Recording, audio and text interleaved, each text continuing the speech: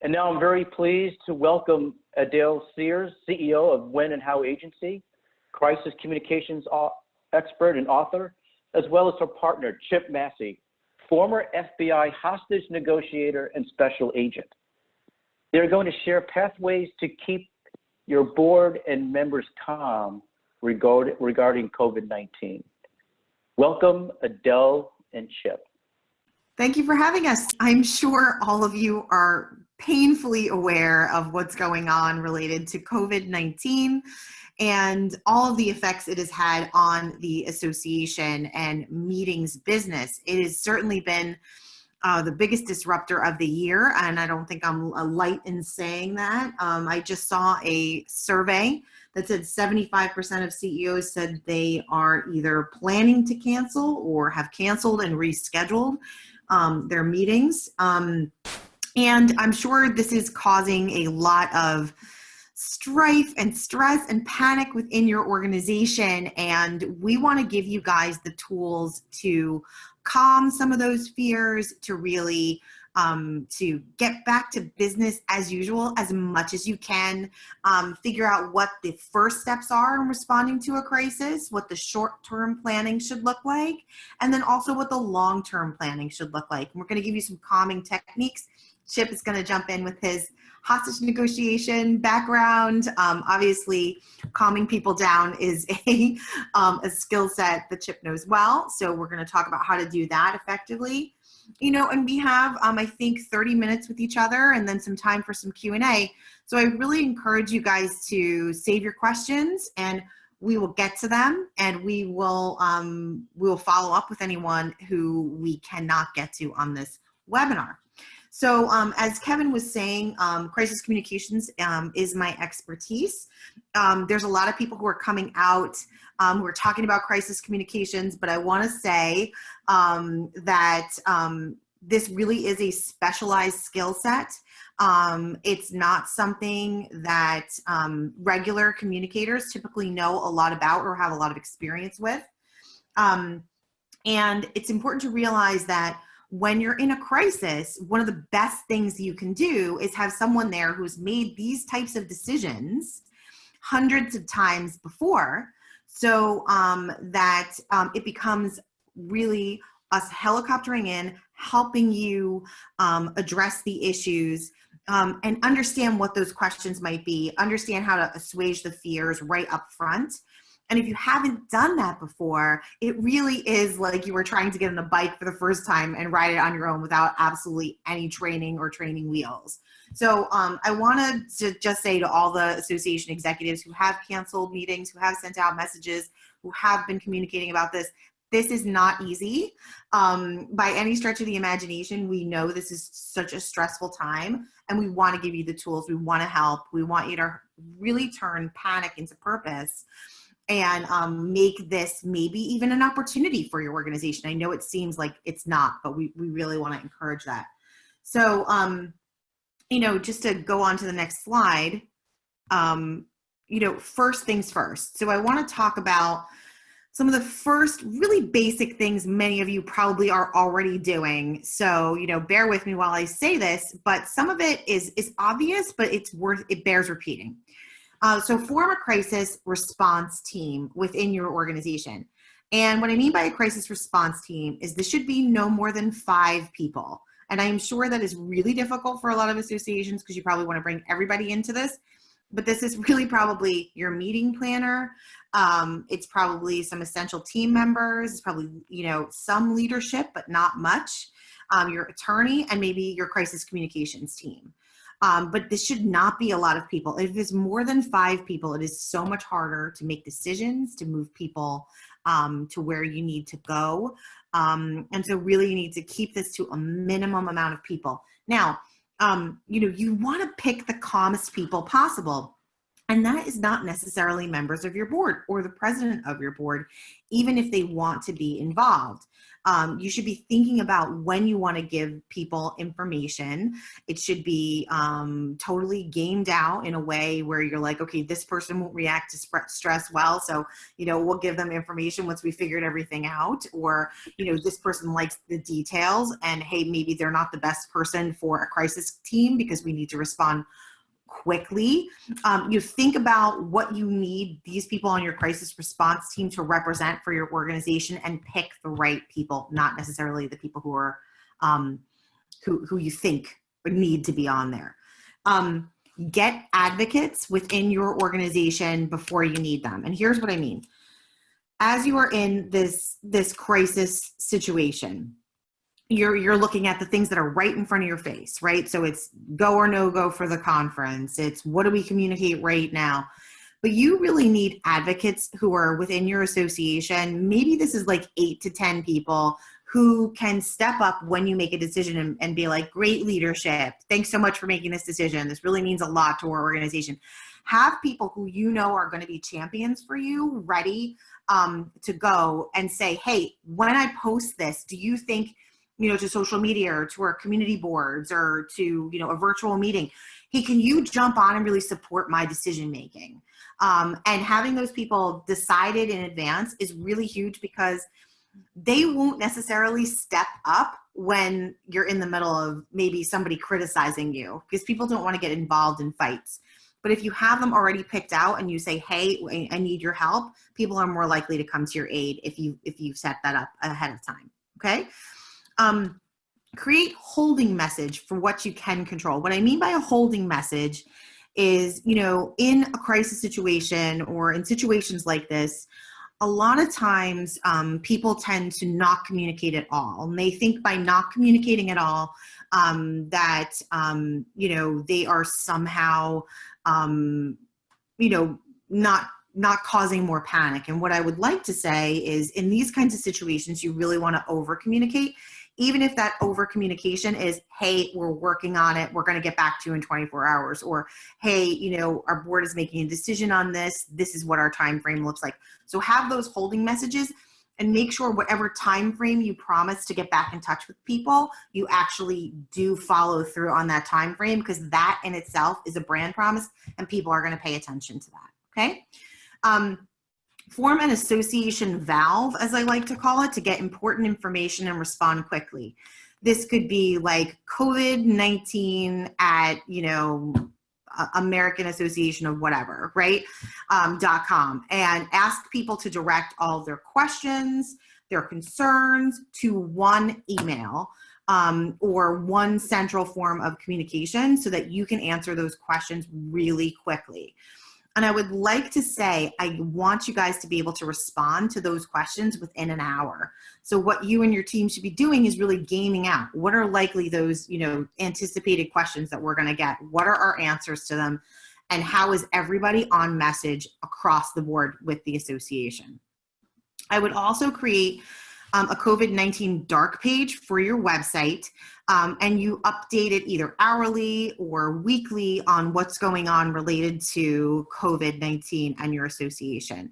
That could be a dedicated page that either goes up during this situation, and hopefully when this goes away, we can take it down so that it does not interfere with your regular marketing. All right, let's go to the next page. So I'd like to talk about some short-term implications of either canceling your meeting or, choosing to respond to this in one way or another. The first one is, some people will want their money back. And what I want to tell you guys is, from a customer service standpoint, from a crisis communication standpoint, don't say across the board, we can't give you your money back, or it's our policy not to give your money back, or we're planning on rescheduling this, so we'll let you know when we can. What I would like to say is, have a flexible option to this answer. and make sure that you change the answer or adjust the answer depending on who is asking. So if you have somebody within your community who is very influential, who has a lot of pull, a lot of sway, you don't want to make this person super angry. So maybe in that case, you do one thing and you say, you know, hey, we can work something out. You want to be as fair as you can across the board, but just think about what the reputational implications are for certain people who may be more prone to overreacting. They might be that, you know, rogue member you've had problems with in the past. And you may want to be open to treating them a little differently just to not cause panic within your organization or within other members, okay? Maybe members will want an alternative to an in-person event. And this is where Kevin and Sherry and the .org team will really come in for you guys and provide, you know, what those digital strategies look like, what a virtual conference might look like. But tell people you've got options in the work. People like options. They want to make sure that you're doing something with their best interest in mind. So even if you're saying, hey, we're working on the options, which is similar to that holding statement, we'll get back to you in 2 weeks on what we're going to plan on doing for the annual conference. It will give people a sense that you are communicating with them and want to say something important. Staff and meeting planners, this is really, really important. Staff and meeting planners will have to do twice as much work to do a virtual conference for like half the revenue, even that. So I want you guys to show a ton of empathy to your staff and the meeting planners who are probably under so much stress and they have not gone through something like this in the past. And Chip, maybe you can talk a little bit about empathy and how people can project that. Right. And the whole idea with empathy, guys, is that it's just you getting in their shoes, you know, you trying to understand and see the problem from their viewpoint. And it creates such a huge kind of a barrier relief when you do that, because you're able to see the kind of things that they're dealing with. You're picking up the fact that their phone is ringing all the time, because that's something that they're telling you about. And so you're able to kind of be seen as being prescient in a lot of this, because you can see the problems that are coming down the pike for them. So it's a huge thing that will help all those around you. Yeah. Yeah, absolutely. And the other thing is, as a CEO, you don't get a chance to meet your members. And in a sense, you know, anytime you have an annual conference, it is like your yearly review, right? It is the way at which you show your board, your members, all the things that you've been planning for the whole year. And so without this as a way to show what it is you've done, you know, you're under so much more scrutiny to prove the value of what you do every day, of what your team does every day. And so therefore your communications and everything you're putting out there is just going to be met with a lot more critical approach, right? So I want you guys to be thinking about that and to really have that short-term implication in mind, but also what does that look like in the long term? So we're going to talk about that a little bit on this webinar as well, right? What are the implications that you don't get that chance to get in front of your members and show them all the wonderful things you've done? Your staff and your meeting planner doesn't get to show all these amazing speakers and education you have planned for these folks because your meeting's not occurring. So how do you make up for that loss? How do you over communicate? How do you compensate maybe for, you know, that lost opportunity to create that engagement with those very important members?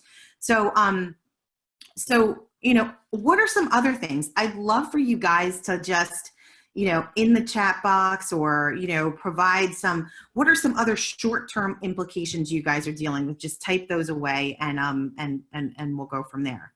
I also want to go, okay, somebody raised their hand. I don't know what that means on a virtual conference, but their hand is raised. So Kevin or Emily, maybe you guys can jump in or moderate some of those short-term implications.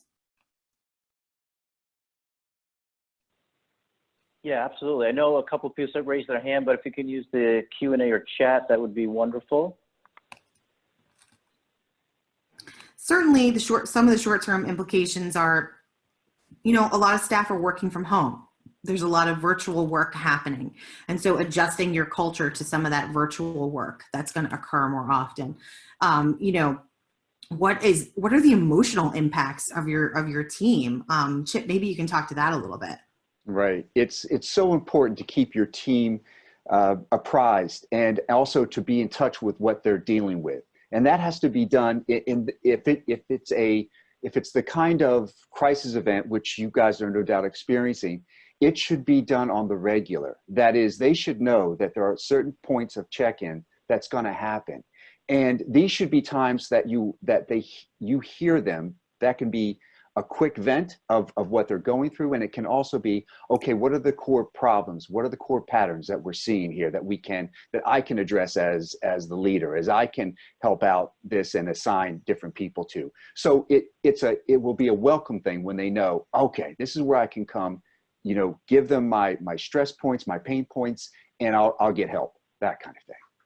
Yeah, and just from a couple of other people who are in the chat, we see Dale Cehrs said there's huge financial implications. Absolutely, there are financial implications. There's no question about that being a real barrier, to what's going on and absorbing these fees. And I think, some of that is really educating people about how your business works, because I don't know that all of your members really know how much of a percentage your conference is, or how much, revenue could be lost. And, your level of transparency has to be very intentional. And you want to make sure that, you are giving people the information they need, but also explaining the business implications of something like this. And certainly there are, as other folks are talking about, is, getting members to understand how to best hold on online meetings and what that looks like. So, cash flow, all of these things, I think, this is certainly something that you are all dealing with. And getting people to understand how the business works. I think this is the most important time for you to really show what your business model looks like and how you're going to make up for these kinds of things. So it's very interesting. It's very interesting times. I think there's a question here, Adele, back to the empathy. Mm-hmm. It says, is it sensible to show empathy to members, clients, customers on an individual basis based on what you know about their family, age, etc.? Chip, I'm going to give that to you. Yeah, absolutely. That's a great question and great point of view. You absolutely do want to start where they are. So if you know that you're dealing with somebody that is perhaps a mother of three, has kids in college, and they're running this business, it's all those need to be taken into a factor. Certainly, age, gender, any information is good and can help out your point of view and empathy when you extend that. Absolutely. Great question. Someone is talking here on the side about, I've seen 0 companies talking about financial repercussions of the decision. And I would like to disagree with that comment. I think it's really important, as you're running a nonprofit, as you're running an association, that people understand where you get your money, what methods you are using to take a responsible approach to public health, certainly. But I think it's important for people to realize how much of an impact this could make on your business long term. So I would say that if you have that level of transparency, and you can have that level of transparency no matter what, and I've worked with VW, I've worked with Lockheed Martin, I've worked with big companies like DuPont. And certainly if you have shareholders, you're not going to give away that information. But if you have, a community of people who want to gather around you and who want to support you, if you say, hey, we made this decision for public health reasons, here's how this is going to impact us, here's how this may impact the programming, here's how this may impact what you experience as a member, I think that that's okay. I think that that's an okay thing to do. And I would encourage it. I think that people would welcome it. So I know that's very contrarian, but hey, that's what we're here for. Okay. Next slide, please. Here are some long-term implications, right? I think people haven't necessarily thought about some of the long-term implications. And if you guys have, I really want to hear from you again, like in that chat box. But some long-term implications are getting sponsors, advertisers, and speakers to trust your association again after canceling. I think it'll be more difficult next year for you guys to do that, because essentially that's crisis marketing, right? Because they're going to, even though this is a, you know, by the World Health Organization has been named a pandemic. This has been something that has gone through lots of other conferences. This is going to be something that you can say, hey, you know, other people canceled too. It's going to be very hard next year for you to have to justify how people can reallocate funds that they didn't allocate this year because the maybe it got canceled, or maybe they just didn't come, or, you know, they didn't have the opportunity. You're going to have to prove your value 3 times as much next year as you will this year. So I want you guys to start thinking about how you are going to prove that value in the long term, and how you're going to communicate about that throughout the year. So I think this is your opportunity to get in front of this and create the right narrative for your organization now. That means every single piece of communication that you put out is very intentional. It's got timing, considering on every single time at which you send something out. You know, like we just heard from President Trump last night that there's a travel ban for people coming into the US from Europe and people going to the US to Europe. I mean, that is going to significantly impact a lot of conferences. So again, like doing those updates, understanding how you're responding at the speed of culture, you know, what is going on in the world around you and how are your messages reflecting that. It's really important, and I really want to stress this. This is not business as usual. This is really crisis management.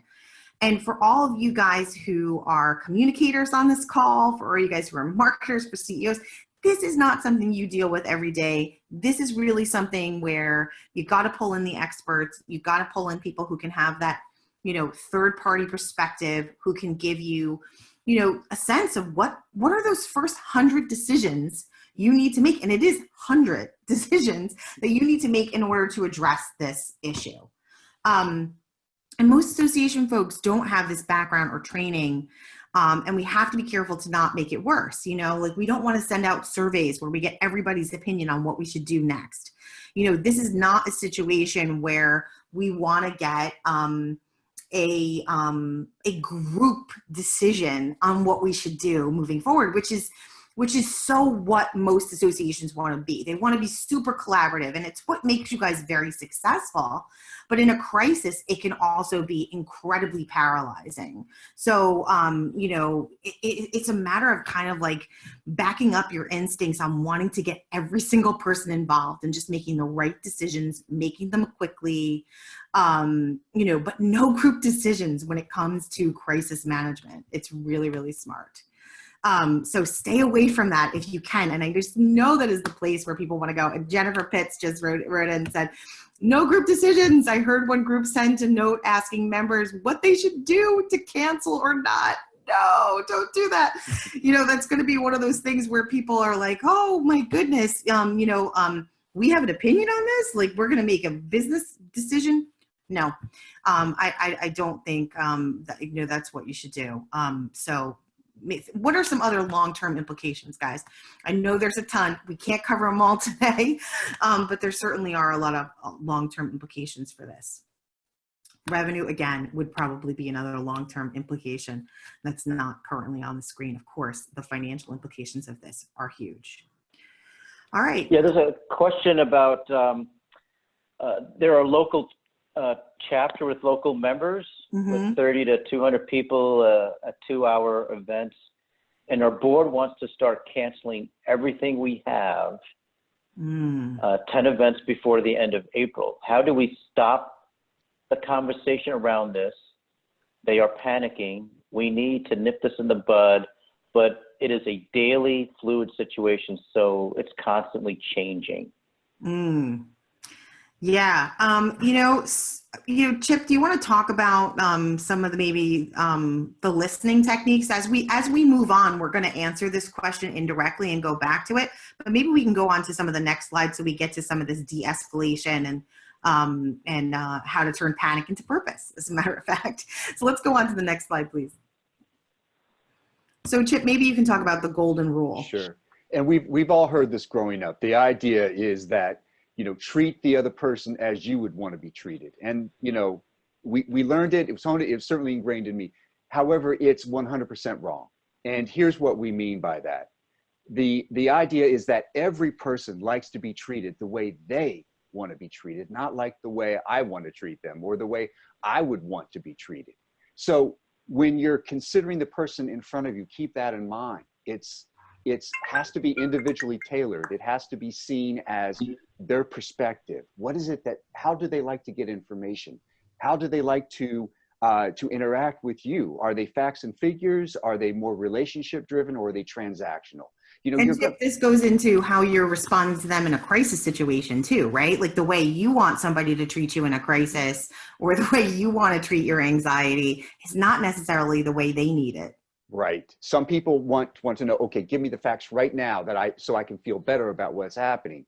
Others want to say, hey, I just need to know, what's this going to mean for me and my organization. So everybody's got a different way of processing and going through a crisis event, to be sure. So Chip, let's talk a little bit about unstated narrative. Tell everybody what it is, and then let's get into the group unstated narrative so that we can help people with some of this panic. Yeah, that's great.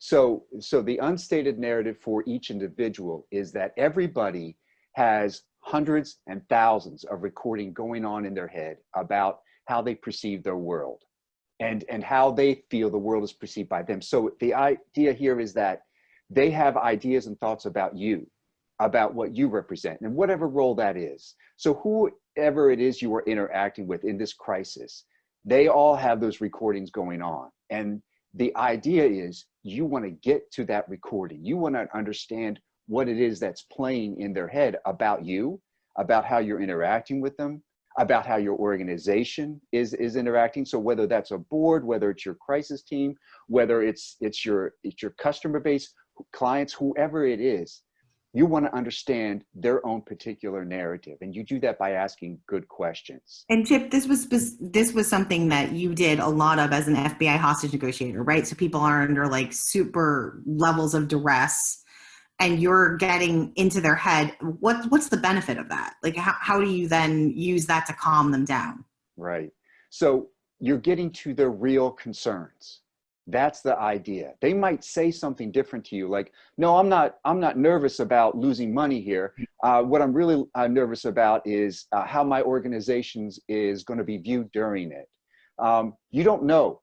You have to suss that out. But when you hit upon a real concern, you will see a change in their attitude and how they're viewing you in a positive way. Yeah, absolutely. And guys, this is very intimidating to have Chip as a business partner because he asks me a whole bunch of questions. And I feel like, are you trying to get to my unstated narrative? Wait, hold up. He swears he's not doing that, but I'm not sure. I'm not sure about that. I don't know that I buy it. Okay, go to the next slide. Deep breath out of Chip over there.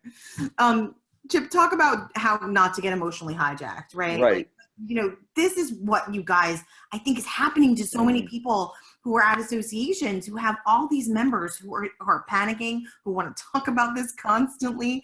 How do you avoid getting emotionally hijacked? What does that even mean? And that's the thing. The idea here is you guys have heard about this, the amygdala hijack or the emotional hijack. The idea here is that when we are faced with a crisis, when we're faced with a significant stressor, what we do is we revert back to our prehistoric brain. That is the survival mode brain, what's called sometimes the lizard brain or the chicken brain. The idea is that it's very based on the kind of base emotions that we all use in every day. So when we're stressed, we're going to confront that stressor just like we would have back in the prehistoric days, when we're faced with a grizzly bear or whatever that physical threat is.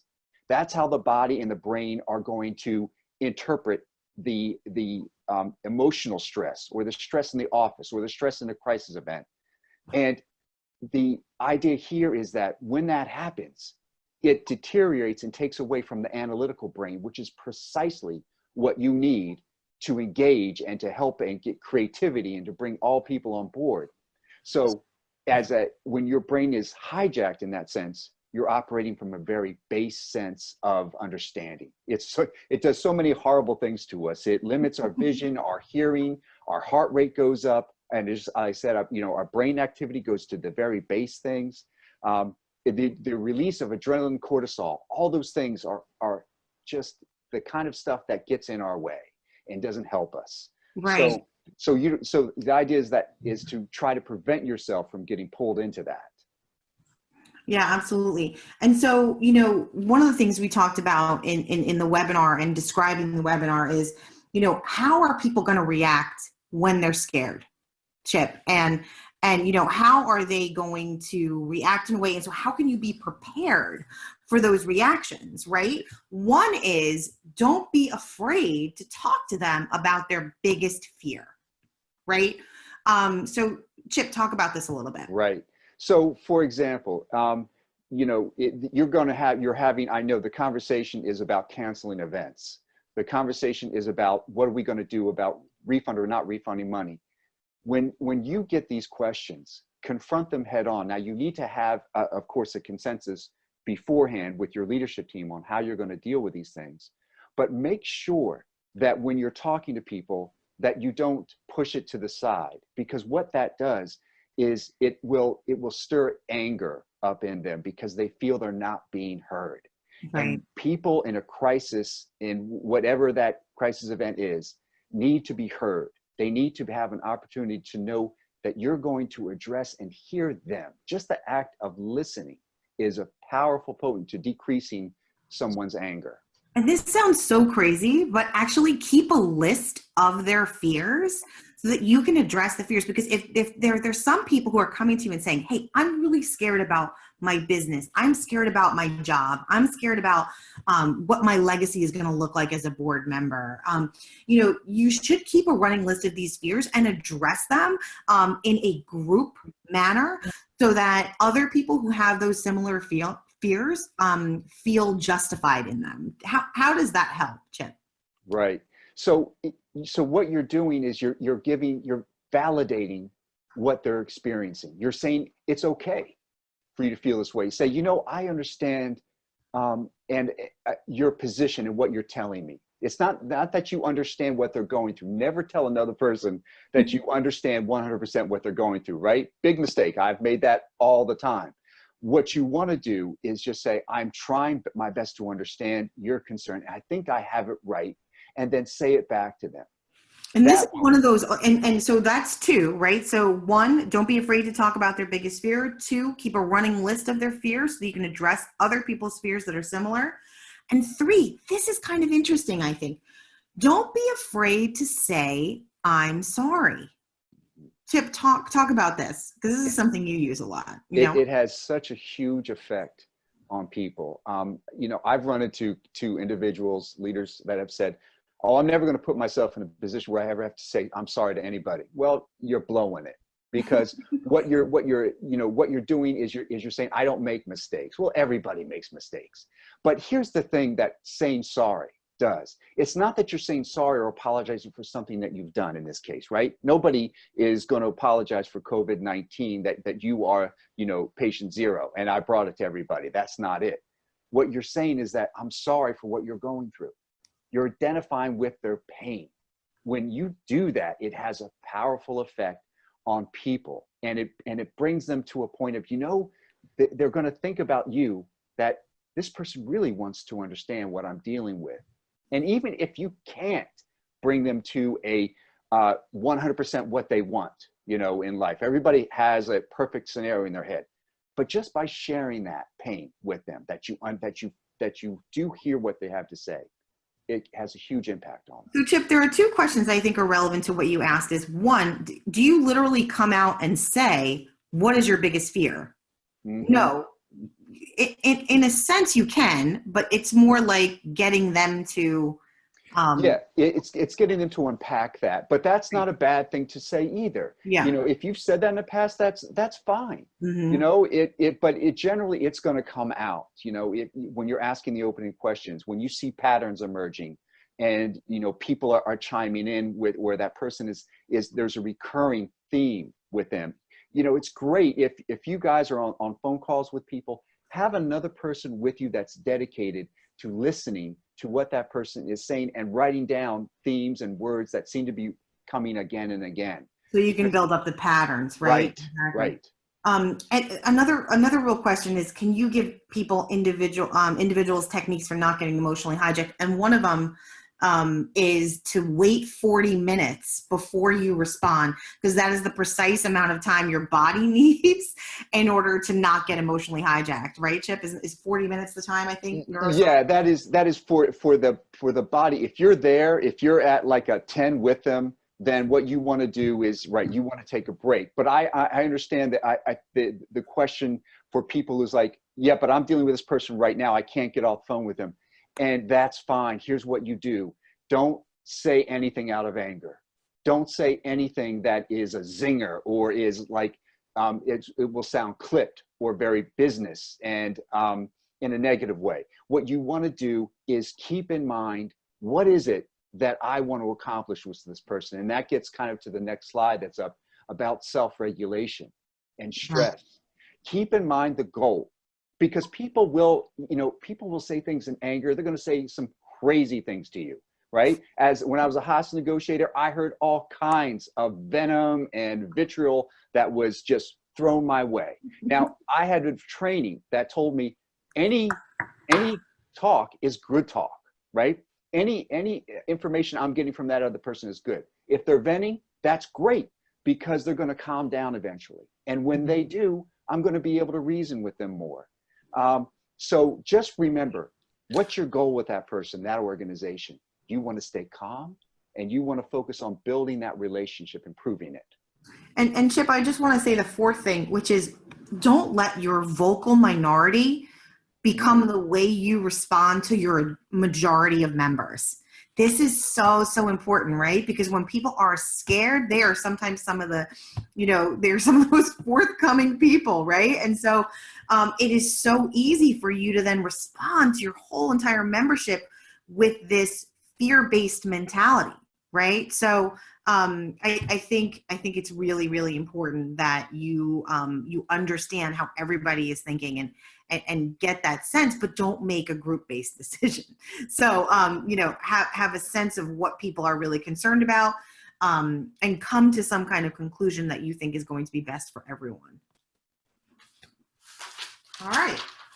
The other thing we were going to talk about is how to add tension, and how to hold people accountable to their obligations. I mean, someone just wrote in that said, oh, there's corporations who are saying, hey, no travel, but they can make their own personal decision to come to a meeting or to attend an association event. And how do you really deal with that, Chip?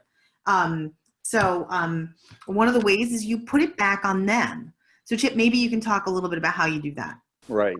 So if the person is coming at you and they're saying, hey, you guys got to, you need to come up with, you need to make sure that my organization is allowed, whatever it is. If it's like, we need to have this event and you've got to make sure it happens. Okay. So one possible response to that person is to think about putting it back to them. So, okay. So given that scenario you've just outlined to me, how would I do that? How would you suggest that I make this happen in view of, the totality of the circumstance that we're facing here? The idea is that you don't get pulled in to satisfying their whatever that knee-jerk anger need is with them, but you make them think and share in the problem that they're trying to force you into. So you become a better questioner. Go ahead, Adele. Yeah, and so I just want to be cognizant of the time. Right. We've answered a lot of questions, and gosh, this went by so quickly. Oh my gosh, yeah. We'll stay on for I think an extra 5 minutes or so, if that's okay with you, Kevin. One of the best ways is you talk about iMessages. Can you talk about what an iMessage is and how you use that? Right. And this is a great technique for people who might be venting at you and anger and it's not dissipating. One thing you can say to them is the iMessage is, I feel when you, because. So you tell them if they're shouting and it's a regular shouting at you, you can say, you know, I feel frustrated when you yell at me because I can't get to the solution that will help you.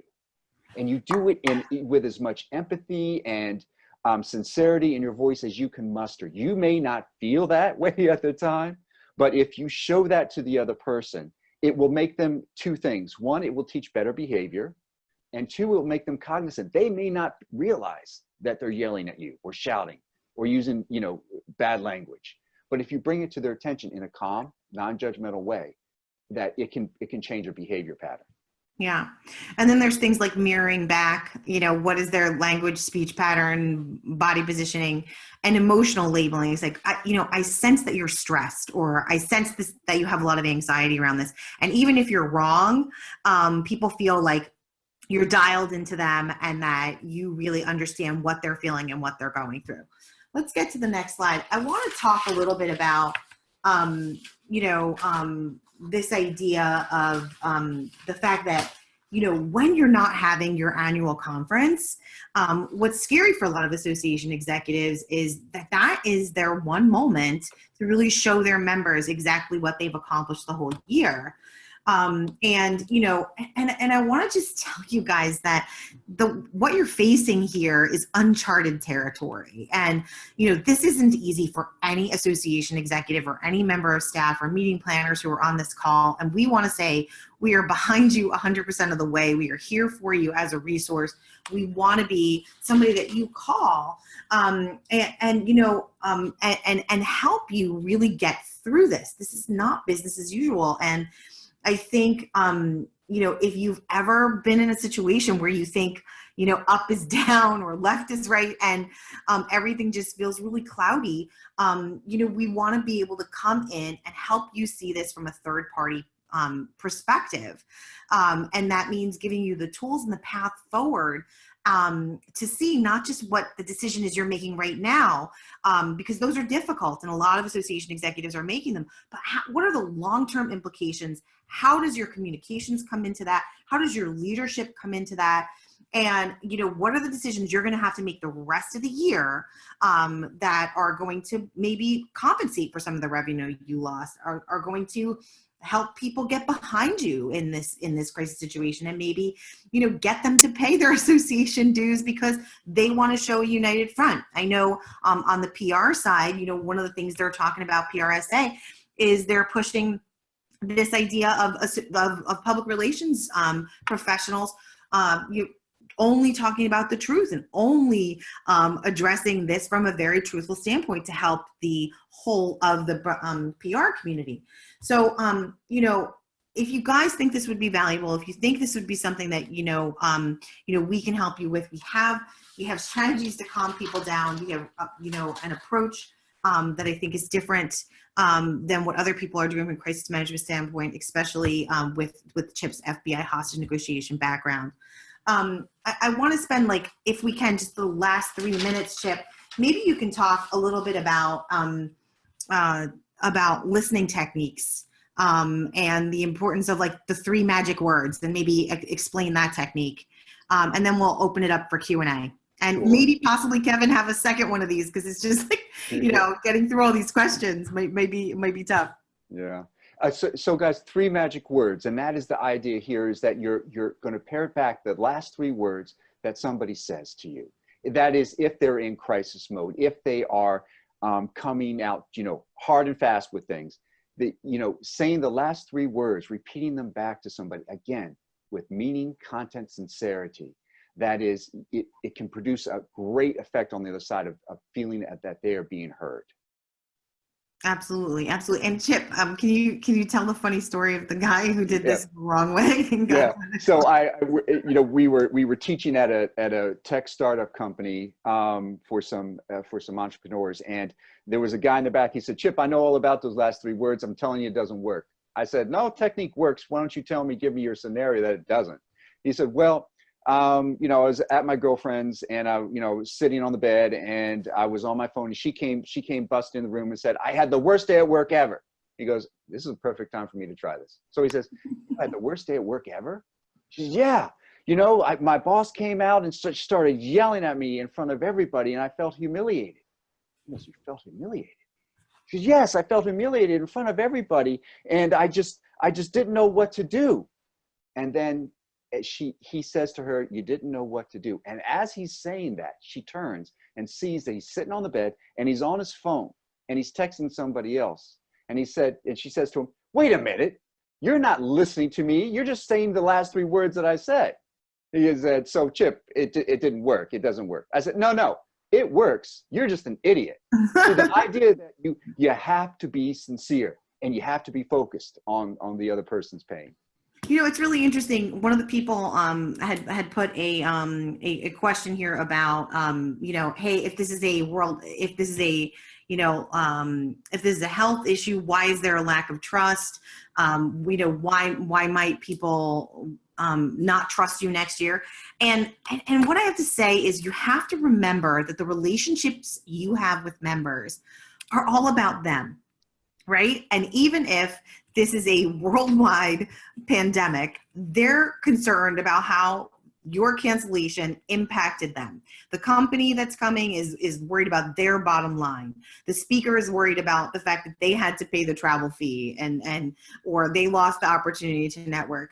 And it creates trust issues if you don't address those concerns that those people have and you address it in a way where they really feel, like Chip was saying before, heard, that you're using this forensic listening, that you have empathy.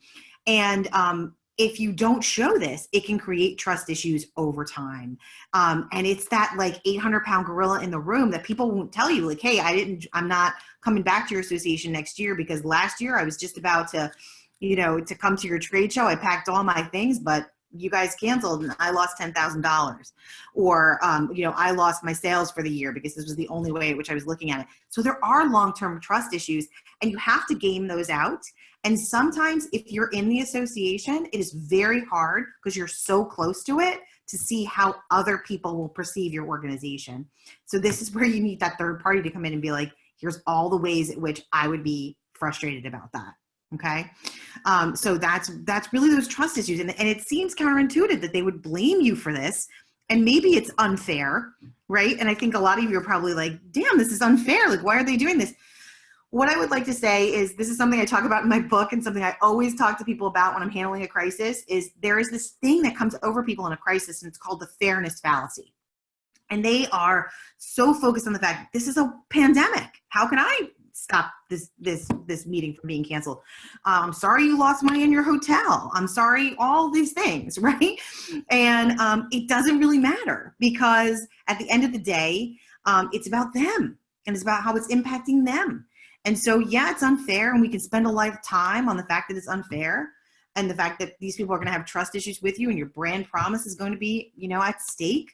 But at the end of the day, it's just the reality of what crisis brings to you. So focusing on the fairness is going to get you off of solving the problem maybe quicker than one of your competitors, or maybe, you know, or it's going to get you to stop communicating. And so we want to really move you off of this fairness fallacy and get you on something more productive. But everybody can get in that spiral of this is so unfair and it's perfectly normal, but the faster you can move from it, the better off you can be.